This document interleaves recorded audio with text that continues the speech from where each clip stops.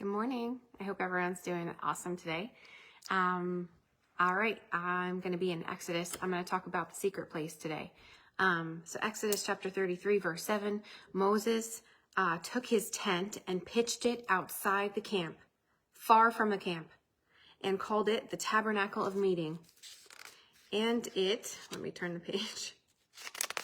All right. And it came to pass that everyone who sought the Lord went out to the tabernacle of meeting, which was outside the camp. So this is an intentional act on Moses's part to meet with God. And God met him there face to face, actually. And it says he spoke to him like a friend. Moses is like a really influential person. He's a leader. He's a prophet. He's judging people. He's super busy.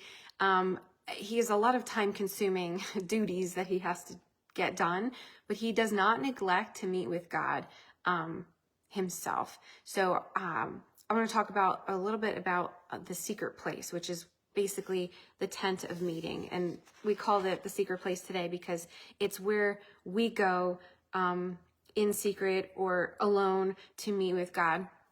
And I got this really great book called Living from the Secret Place for Christmas this year because I was trying to be more intentional about doing that too. And it's been about 5 months now since, I think about February since I started to get up early in the morning to meet with God. And it has been life-changing.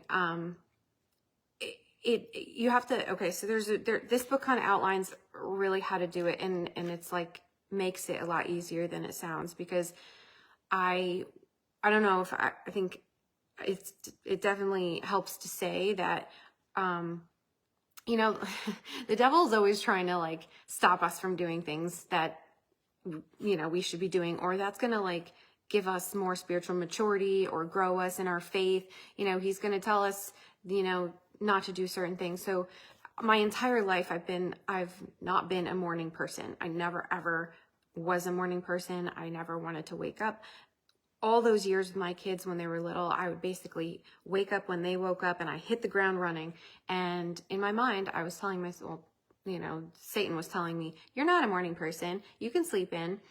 Did you ever think that was, I never thought to think that was keeping me from fulfilling what God wanted me to do. And so we need to like proclaim other things over our life, right? We need to proclaim that, like positive things. So I've been telling myself, now I am a morning person. I can get up in the morning. I love getting up in the morning.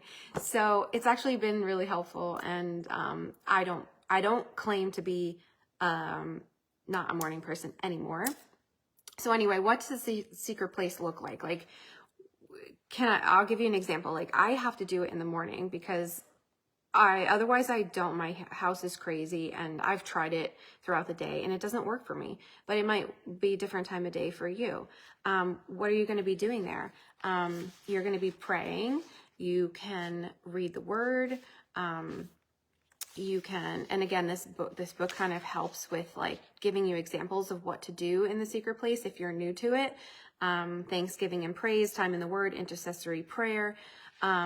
Just to be intentional about it at first, because it is like obviously any other habit you're forming is going to take discipline. And we all know discipline is not easy.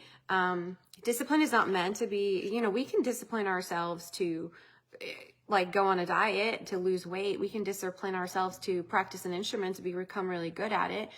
Well, there's so many things we discipline ourselves in this world, but we don't discipline ourselves spiritually to become more spiritually mature. And we definitely need to remember that part. And that it does take time. It's going to be hard. It's going to take obedience. Again, another word that's not like a positive word. Okay, you think of obedience, you're trying to obey somebody like your father or your mother.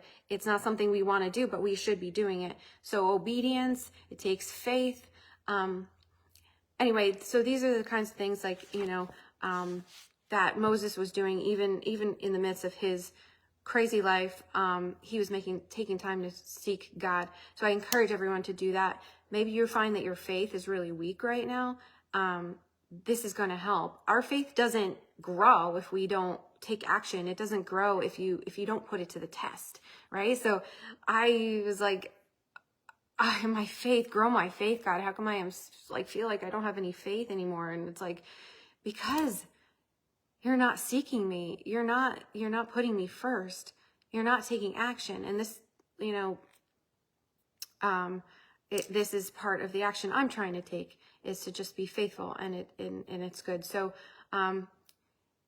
even if you get into that secret place or meet God and you don't feel anything at first, you're like, what am I doing? Like, you don't feel God's presence. Like, he will encounter you there. You definitely have to just keep going. And so basically I do have to get up earlier, but it's so worth it. The cost of getting up earlier is nothing compared to like the presence of God in my life and what it feeds into me. So don't let this world tell you you can't do it, because you can. And I hope you all have a great day.